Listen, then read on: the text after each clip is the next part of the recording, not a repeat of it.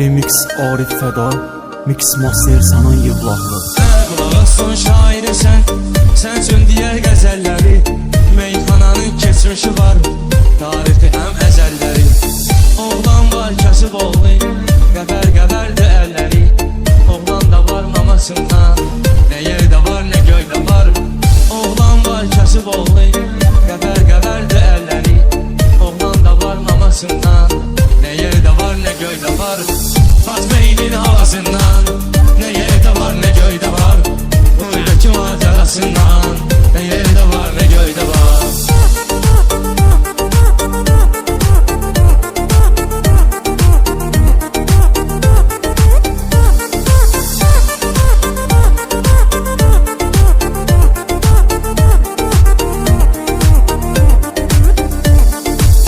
Meydana birdən birə sən, alqış elə, alqış elə.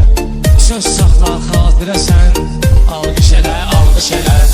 Bir balaca şairə sən, alqış elə, alqış elə. Lədətli meyxanasından, nə yerdə var nə göydə var.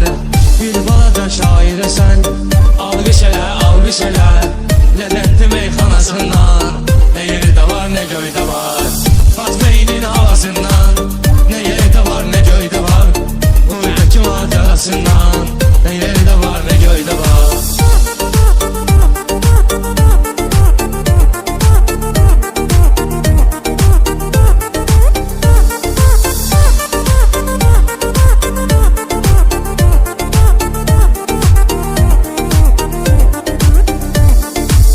Şahım Əli üçün deyilir, ağam Hüseyin üçün deyilir. Salam Əli üçün deyilir, salam Hüseyin üçün deyilir. O yerdəki xoş kəlmə, kəlam Hüseyin üçün deyilir. Ucuzundan, bahasından, nə yerdə var nə göydə var. O yerdəki xoş kəlmə, kəlam Hüseyin üçün deyilir.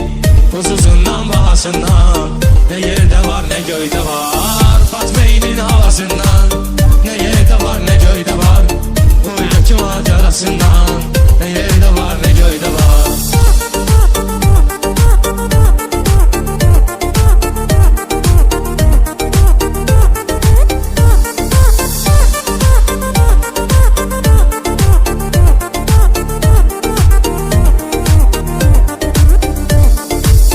Olub ali məqam Hüseyin, salam Hüseyin, salam Hüseyin.